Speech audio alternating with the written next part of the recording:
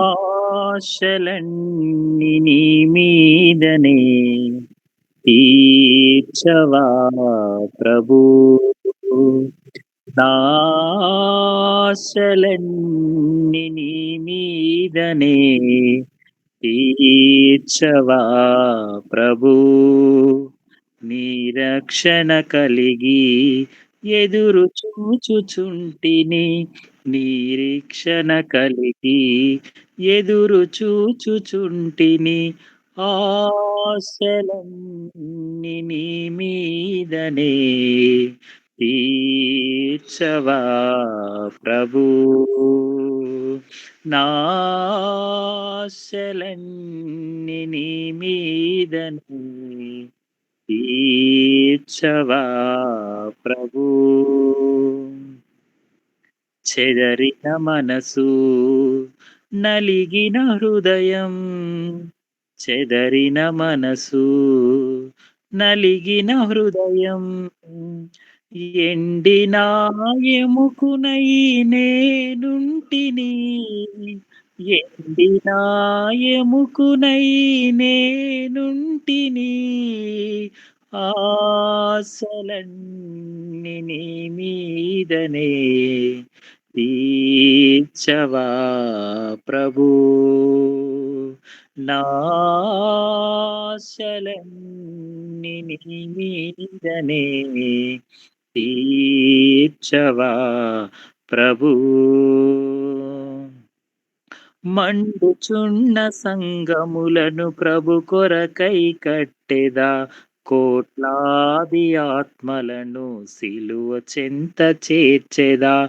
మండుచున్న సంగములను ప్రభు కొరకై కట్టెదా, కోట్లాది ఆత్మలను సిలువ చెంత చేర్చెదా.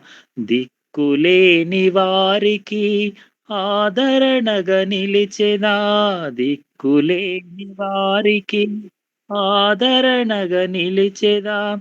కడవరకు నీ ప్రేమను లోకమంత చాటిదా, కడవరకు నీ ప్రేమను లోకమంత చాటెదా. ఆశలన్నీ నీ మీదనే తీర్చవా ప్రభూ. నాశలన్నీ నీ మీదనే తీర్చవా ప్రభూ.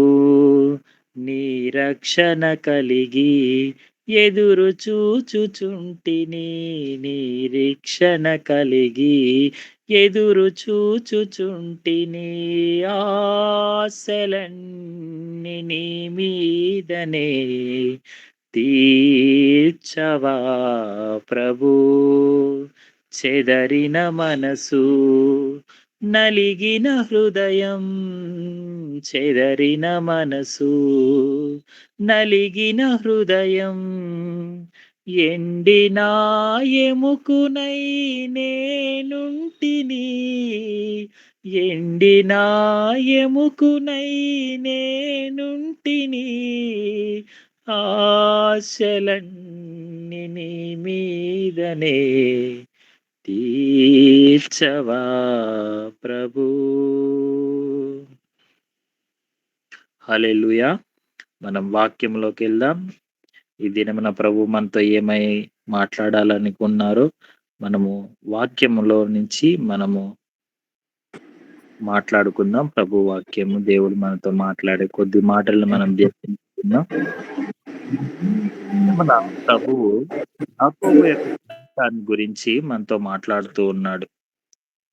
యాకోబు యొక్క జీవితంలో అనేకమైన పరిణామాలు, అనేకమైన స్థితులు, అనేకమైన సంగతులను మనము ఆయన జీవితంలో నుంచి మనం తెలుసుకోవచ్చు. గొప్ప గొప్ప ఆహ్, విషయాలని మనము యాకోబు జీవితంలో ఈ రాత్రికాల సమయంలో వాక్యానుసారంగా మనము చూసుకోబోతా ఉన్నాం. యాకోబు మార్పు చెందాడు. యాకోబు తన జీవితాన్ని మార్చుకున్నాడు.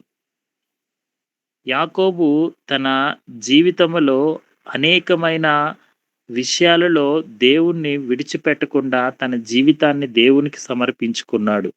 ప్రభువు మాట్లాడేంత వరకు యాకోబు దేవుడిని విడిచిపెట్టలేదు.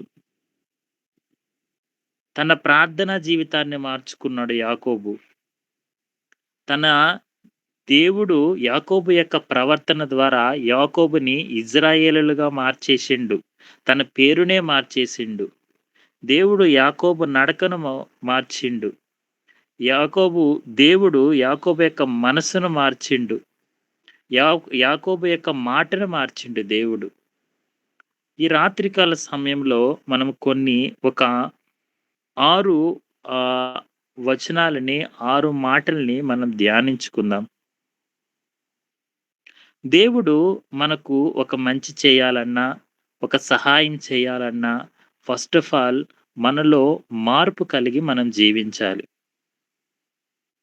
మార్పు లేని మనము దేవుడు మనకు ఏ విధంగా ఈవులు ఇస్తాడు?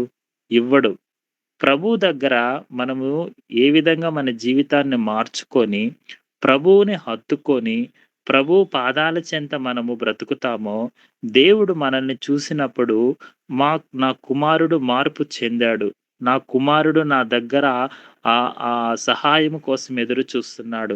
నా కుమారుడు నా దగ్గర ఆదరణ కోసం ఎదురు చూస్తున్నాడని ఆయన పాదాల చెంత ఆయన మనల్ని గమనించినప్పుడు ఖచ్చితంగా దేవుడు మన జీవితంలో ఆయన ఇవ్వవలసిన ఈవులని ఖచ్చితంగా మనకు అనుగ్రహిస్తాడు.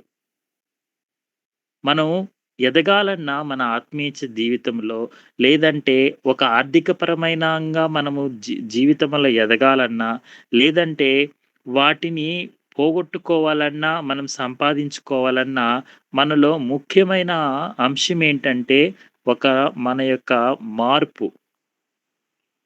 దేవునిలో మనము కలిగి ఉండాల్సిందేందంటే,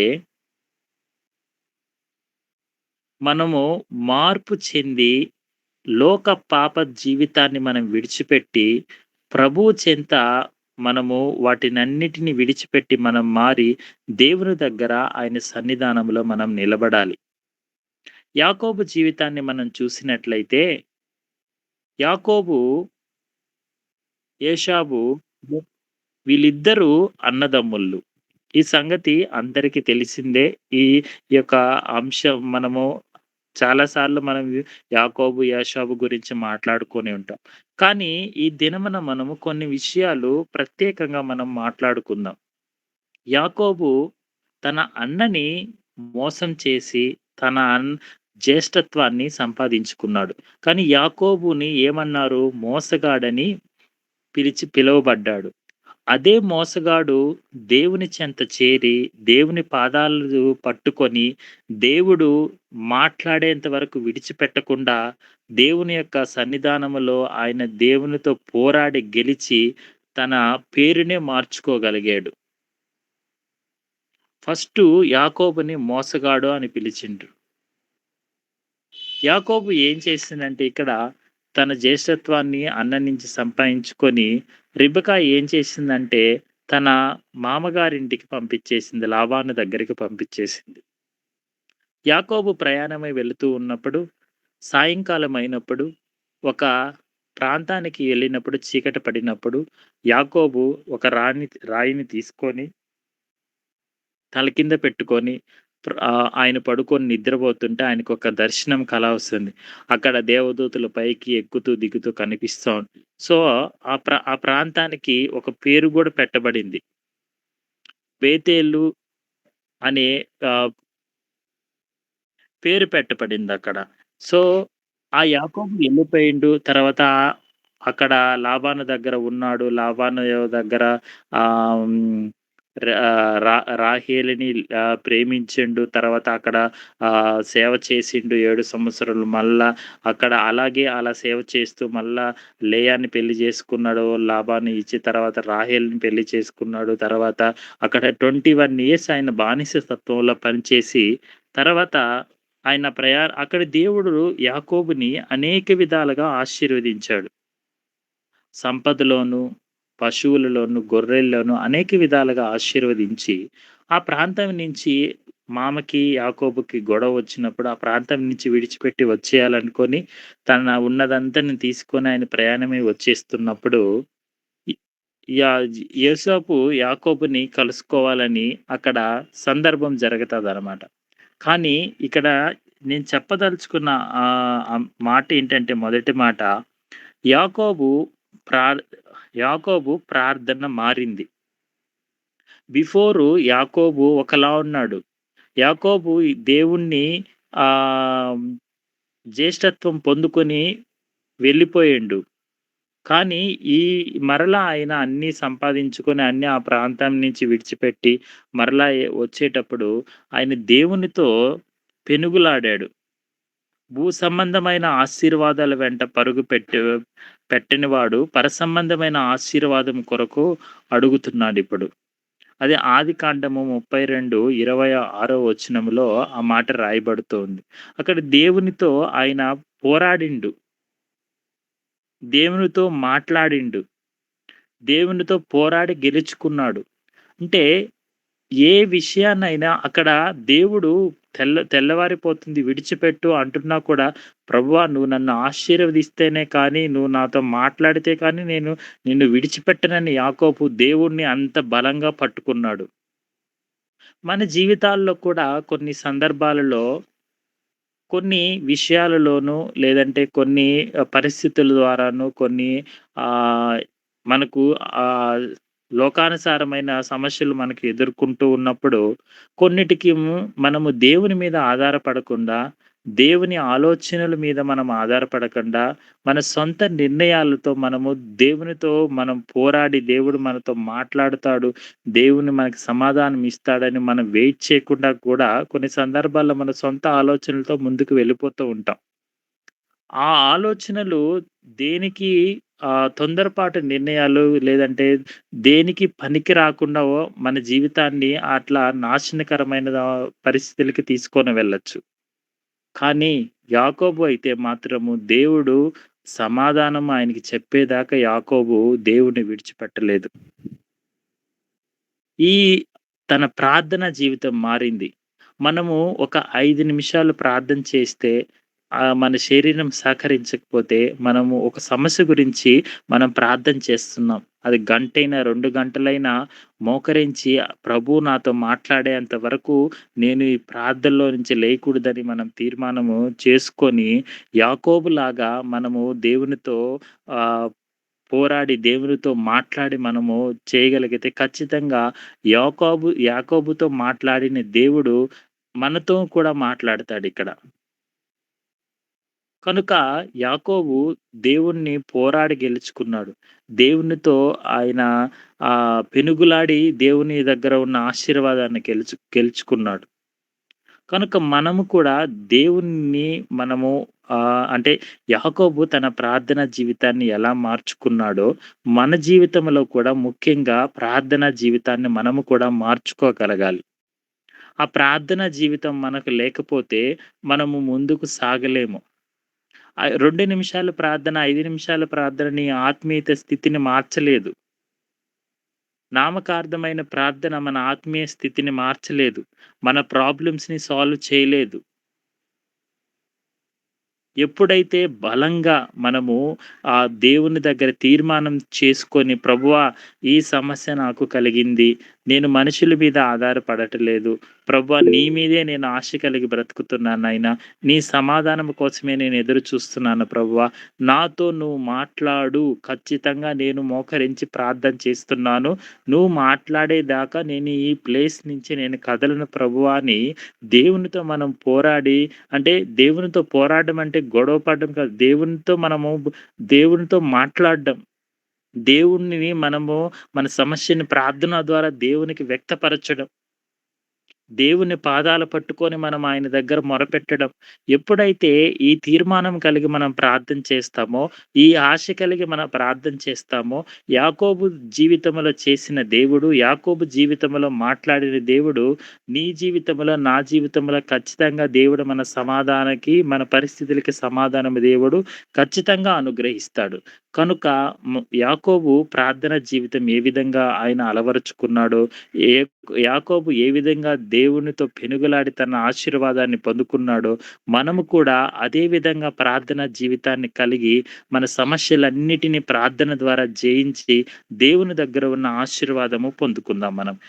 మరొక మాట మనం చూసుకుందాం. దేవుడు యాకోబు యొక్క పేరునే మార్చివేసిండు.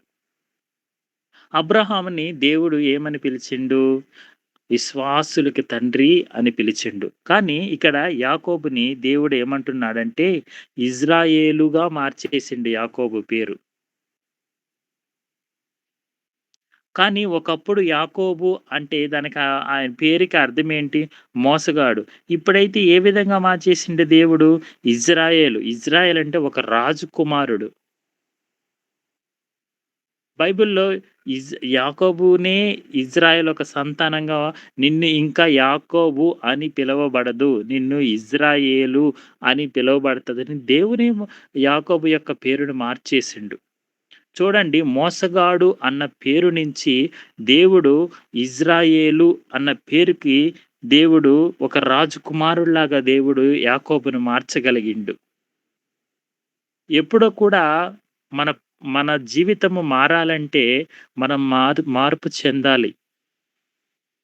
నేను మారను, నేను చేయను, నా స్థితి ఇంతే, దేవుడు మారిస్తే మార్చని, మార్చకపోతే పోనీ అంటే మన స్థితి మారదు. ప్రభు మనతో మాట్లాడతాడు. ప్రభు వాక్యానుసారంగా మాట్లాడతాడు. మనల్ని హెచ్చరిస్తాడు. మనుషుల ద్వారా మనల్ని హెచ్చరిస్తాడు. లేదంటే ఆయన అనేక రకాలుగా సందర్భాలలోనూ, లేదంటే సాక్ష్య రూపములోనూ, లేదంటే ఒక వాక్యములోనూ, లేదంటే ఒక ప్రవచనములోను దేవుడు మనల్ని హెచ్చరిస్తూ ఉంటాడు. మన జీవితాన్ని మార్పు చేసుకోవాలని, మన జీవితాన్ని సరిచేసుకోవాలని. కానీ మనము ఆ దేవుడు మనతో మాట్లాడినప్పుడు మనం సరిచేసుకోగలుగుతున్నామా? సరిచేసుకోలేకపోతున్నామా? ఒకవేళ సరిచేసుకో చెరి సరి స సరి చేసుకుంటే దేవుడి యొక్క ఆశీర్వాదం ఏ విధంగా ఉంది? మనం గమనించుకోవాలి. ఒకప్పుడు యాకోబుని మోసగాడు అన్న వాళ్ళే ఈ దినమున యాకోబుని మోసగాడు అనకుండా ఇజ్రాయేలు అని దేవుడు పేరు పిలుచుకున్నాడు యాకోబుని. అదే విధంగా నిన్ను నన్ను కూడా మనము చేసే ప్రతి ఒక్క తప్పుదమ్మల్ని గాని, మనం చేసే చిన్న చిన్న పొరపాటులను గాని, లేదంటే మనం చేసే చిన్న చిన్న విషయాలను కానీ, మనం దేవుని దృష్టికి ఒకవేళ ఆయాసకరంగా ఉన్నాయేమో, లేదంటే దేవునికి మనం మోసకరంగా ఉన్నాయేమో, వాటినన్నిటిని మనం విడిచిపెట్టి, మనము కూడా దేవుడి దృష్టికి దేవుని దగ్గర యథార్థంగా ప్రార్థించి, యథార్థంగా దేవుని దగ్గర పోరాడి, మన యొక్క జీవితాన్ని కూడా ఇజ్రాయేలు అనే పిలిచే విధంగా దేవుడు మన జీవితాలను కూడా మనం మార్చుకోవాలి. మన పాత రోత జీవితాలన్నిటిని విడిచిపెట్టేసి నూతనమైన జీవితం మనము జీవించాలి. పరిశుద్ధమైన జీవితం మనం జీవించాలి. ఆత్మానుసారమైన జీవితం మనం జీవించాలి. శ్రమలు, శోధనలు అన్నీ వస్తూ ఉంటాయి. ప్రభు అంటాడు, "శోధన సహించేవాడే ధన్యుడు" అంటాడు. కనుక ఆయన చెప్పే ప్రతి ఒక్క మాట కూడా చాలా అన్నీ కూడా మనం అనుభవిస్తానే ఉంటాం. ప్రభు యొక్క మార్గము అంత సులువైన మార్గము కాదు. ఆయన మార్గంలో ఆయన రాజ్యాన్ని మనం చేరాలంటే అవమానాలు, నిందలు, అవహేళనలు, మనల్ని తిట్లు అన్నీ భరించాలి. సో, వీటినన్నిటిని మనం ఎప్పుడైతే ఎదుర్కొని దేవుని సన్నిధానంలో మనము ఉంటామో, పాత రోత జీవితాన్ని విడిచిపెట్టేసి, మనం ఎప్పుడైతే ఇజ్రాయేలుగా ఆయన బిడ్డలుగా మనం మార్పు చెందుతామో, అప్పుడే మన జీవితముని దేవుడు గొప్పగా ఆశీర్వదిస్తాడు. ఇంకొక మాట మనం చూసుకుందాము. యాకోబు మనసు మారింది. అదే ఆదికాండము 33వ అధ్యాయం 3వ వచనంలో ఉంటది ఆ మాట. యాకోబు తన మనసును మార్చుకున్నాడు. స్టార్టింగ్‌లో యాకోబు ఏం చేసిండు? తన అన్న యొక్క జ్యేష్ఠత్వాన్ని పొందుకోవాలని తన వండిన కూరని ఇచ్చివేసి జ్యేష్ఠత్వాన్ని సంపాదించుకున్నాడు. సొంత అన్న తమ్ముళ్ళే. కానీ ఎక్కడ జ్యేష్ఠత్వం తనకెళ్ళిపోతది, ఎక్కడ అధికారం తనకెళ్ళిపోతదని ఒక చిన్న దాని కోసము ఏశావు ఆహారం కోసము తన జ్యేష్ఠత్వాన్నే తమ్ముడికి అమ్మివేసుకున్నాడు. కానీ ఆ దినమున యాకోబు యొక్క మనస్సు వేరే. దేవుడు ఈ దినమున యాకోబుని ఏ విధంగా ఆశీర్వదించాడో తర్వాత యాకోబు యొక్క మనసు వేరేగా మార్చబడ్డాది.